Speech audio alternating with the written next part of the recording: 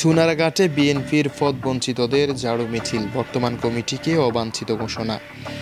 হবিগঞ্জের চুনারঘাট উপজেলায় বিএনপির পূর্ণাঙ্গ কমিটি ঘোষণার পদবঞ্চিত ও ত্যাগী নেতাকর্মীদের বাদ দেওয়ার অভিযোগে ঝাড়ু ও জুতা মিছিল করেছেন বিএনপি, যুবদল ও ছাত্রদলের নেতাকর্মীরা।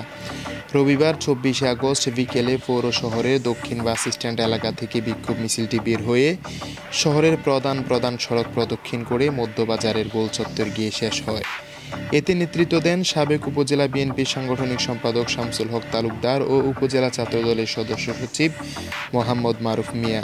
আমাদের চুনারঘাটের একটি রাতের আধারের কমিটি ফ্যাসিস্টের দূষণদেরকে দিয়ে তারা এই ব্রিটিশ সরকারের আমলে বিভিন্ন সুযোগ সুবিধা পাইবে এবং সুযোগ সুবিধায় ভুক্তভোগী এবং যারা সুযোগ সুবিধা দিয়ে একটা রাতের আধারে এবং কারো দস্তখত সাইন ছাড়া একটা অবৈধ নির্বাচন কমিশনের সাইনের মাধ্যমে একটা চুনারঘাটে একটা অবৈধ কমিটির অনুমোদন দেখানো হয়েছে।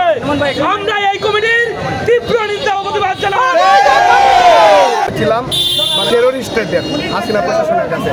এখন তাদের লিস্টে আমাদের এগিয়ে দেখা হতো, কিন্তু দুঃখের বিষয়, পরিতাপের বিষয় এই যে চুনারঘাট উপজেলা পৌর 202 জনের কমিটিতে আমাদের নাম নাই সদস্য। তারেক রহমানের নির্দেশনা ক্রমে বাংলাদেশের সকল জাতীয় দল বিএনপির কমিটিতে আমাদের ছাত্রদলের ছাত্র বিষয় সম্পাদক পদ পাওয়ার কথা, যেটা আমাদের গণতন্ত্র অনুযায়ী দলের এটা ক্রাইটেরিয়া। আমি ছাত্রদলের সদস্য হিসেবে আমাকে এই কমিটিতে ছাত্র বিষয় সম্পাদক দেওয়া হয় নাই। আমরা এর তীব্র নিন্দা ও প্রতিবাদ জানাই। এত ইউনিয়ন বিএনপির সাধারণ সম্পাদক, যিনি বিএনপির কমিটিতে একটা ইউনিয়নের সাধারণ সম্পাদক হয়ে কিভাবে ছাত্র বিষয় সম্পাদক হয়, এটা আমার বোধগম্য নয়। পথসভায় বক্তারা অভিযোগ করে বলেন, দীর্ঘ 17 বছর আওয়ামী লীগ সরকারের জুলুম, নির্যাতন, মিথ্যা মামলা ও হামলার শিকার হয়েছি। প্রতিকূল পরিস্থিতিতেও আমরা বিএনপির পতাকা বুকের সাথে ধারণ করেছি। অথচ ঘোষিত পূর্ণাঙ্গ কমিটিতে আমাদের বাদ দিয়ে একটি ফকেট কমিটি করা হয়েছে।